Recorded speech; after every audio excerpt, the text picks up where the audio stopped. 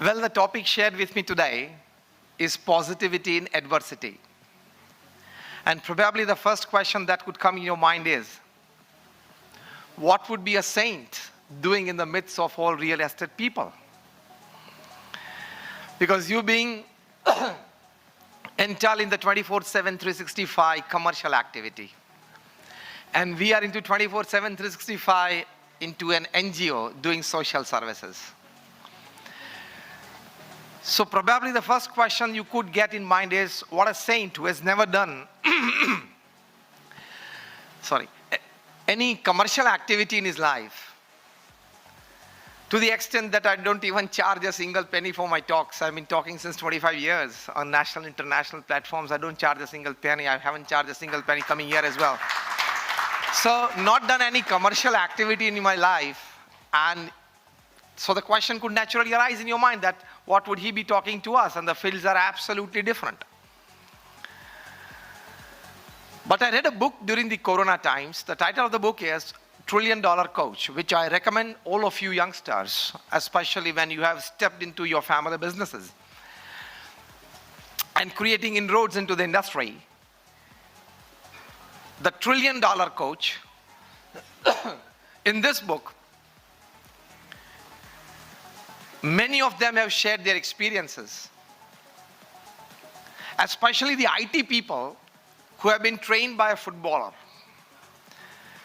The footballer and football coach Bill Campbell has trained top-class executives of the IT industry at Silicon Valley in California, US. You'd be surprised to know that Bill Campbell has coached Larry Page, Google's owner. A footballer has coached IT executive, IT company's owner. He has coached Eric Schmidt, again, Vice President Products of Google. Bill Campbell has also coached one Mr. Jonathan Rosenberg, who is also a very senior IT executive with a giant company there. So the question again arises in your mind is like, how can a footballer and a football coach train IT executives? Absolutely 180-degree diagonally opposite fields, football and IT. But this book, $1 Trillion Coach, explains what exactly this phenomenon is and what these people as IT executives gain from a footballer. Eric Schmidt writes that I've got convinced that to train a person, to coach a person, you don't need to know the policies and strategies of the company. Now this is shocking. Secondly, says to train a coach, the trainer doesn't need to know the products of that company. And now the third sentence is like a fire on your chest, all of you people. Eric Schmidt says that to train a person, for the trainer and the coach, he doesn't need to know the sales and the marketing strategies of the company. Now, if the coach doesn't need to know the policies and strategies of the company, he doesn't need to know the product of the company, he doesn't need to know the sales and the marketing strategy of the company, how will he coach?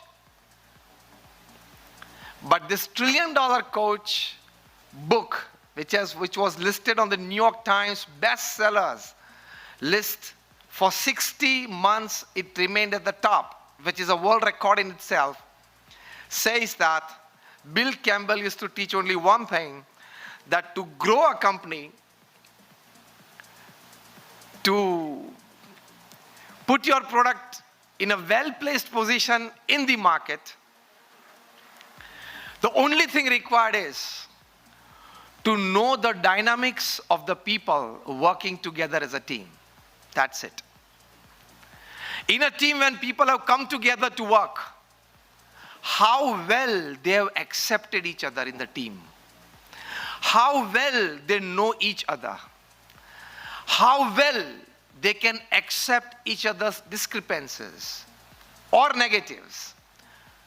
How well they have decided to be together for a longer time to produce result. Only that matters. And if you can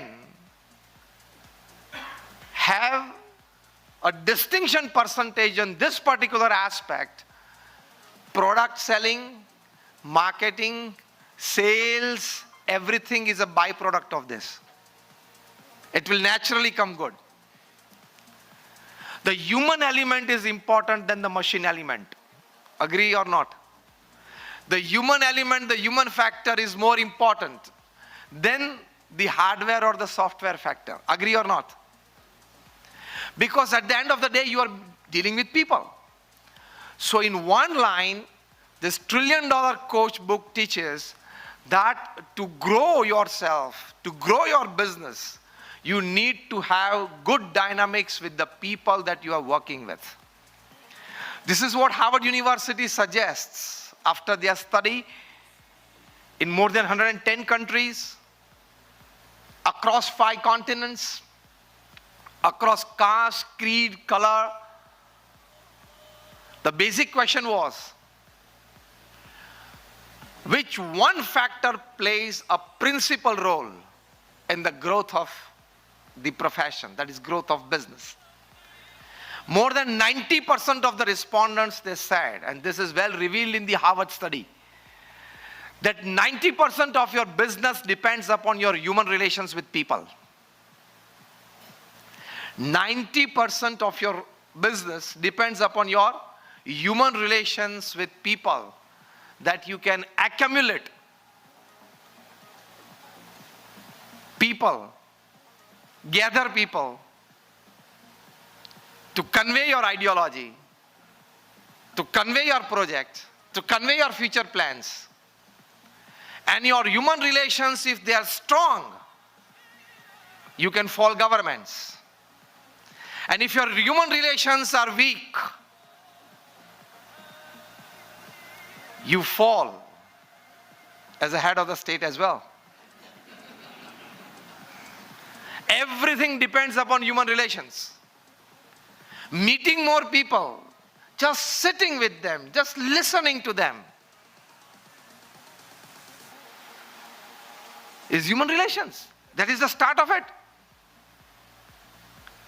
At the end of the day, the survey says people are more concerned with the human relations that you keep with them instead of the ideologies that you enforce upon them. Simple. So 90% of your business depends, the success of your business depends upon your human relations with people. And that we saw in the last 48 hours. 90% of your business depends upon your human relations with people. So what I mean to say is, if a footballer can coach IT people, we as saints, we are in the midst of society. I've traveled to more than 30 countries, personally sat with more than 25,000 families across caste, creed, color, religion. And this is perhaps more than my 15,000th talk in the midst of people. So I can well talk to you about positivity in adversity. Because I'm not here to teach you sales and marketing, जो आपका विषय है. Next Gen, Accelerate, Sales and Marketing. Sales and Marketing मुझे मैं सिखाने के लिए नहीं आया, क्योंकि वो मेरा डोमेन नहीं है. लेकिन सेल्स और मार्केटिंग के फाउंडेशन में जो बात है, वो सिखाऊंगा. And that is human relations. People should trust you.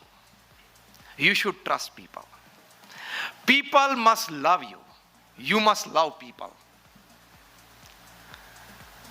You must find time for people. People should be finding time for you. As simple as that. All sales and marketing depends upon human relations, isn't it? Do you 100% agree with me? Just raise your hands. All sales and marketing depends upon human relations with people. And 90% of your business is dependent upon human relations. That is what Harvard University says. So adjust yourself well in human relations. That is the most important factor. On a fine Sunday morning, I'm just reminded of a story. A gentleman was reading his morning newspaper with a cup of coffee beside him and just relaxing. His 8-9-year-old boy said, "Daddy, you promised me a bat last week and you did not get me a cricket bat." And his dad said, "Sorry, son, tomorrow, Monday morning, the first job I'm doing is getting you a cricket bat." And the little boy said, Dad, today I have a cricket match. And I have boasted in front of my friends that today I'm coming with my own bat. And for an 8-year-old boy to carry his own bat in a cricket match is like a pride. And the father said, son, I'm sorry. And the son started crying, harassing his father. And the father said, I need to engage him somewhere so that he doesn't keep on harassing me and I can read my newspaper. So he just was looking around and he saw an A4 size paper and there was a world map printed on it, and he picked it up and showed it to the little boy and said, see, this is the world map, okay? See it well. And this is where is India, and this is where is China, and this is where it is Russia, and this is where it is Ukraine at the moment. And then here is England, UK, and this is America, and this is Latin America. So you read it well, then I'll tear it into small pieces, shuffle it out, and then give it to you. You have to come back to me, you take your time, with the whole world map well arranged. And the little boy picked up the challenge. And if you do it today, I'll get you a bet right away. Because Dad knew that an 8-year-old boy, he has never studied geography. He's just standard second, third. At least he has never seen a world map. So his father got relaxed, the boy went. And within 10 minutes he came back. And sticked with sellotape and gave the paper in his father's hand. Dad, I did the job. And the dad saw it. Oh, yeah, fine. The whole world map is well arranged. How did you do it? I was doing right in front of you, Dad. Dad said, yes, I know. You didn't take anybody's help. You didn't see a map. How did you do it? And little boy, with a broad smile on his face, just took away the paper from his father's hand, turned it around and said, Sir, Daddy, behind this world map was a picture of a man standing. I adjusted the man and the world got adjusted on the other side. I did not go to adjust the world. I just adjusted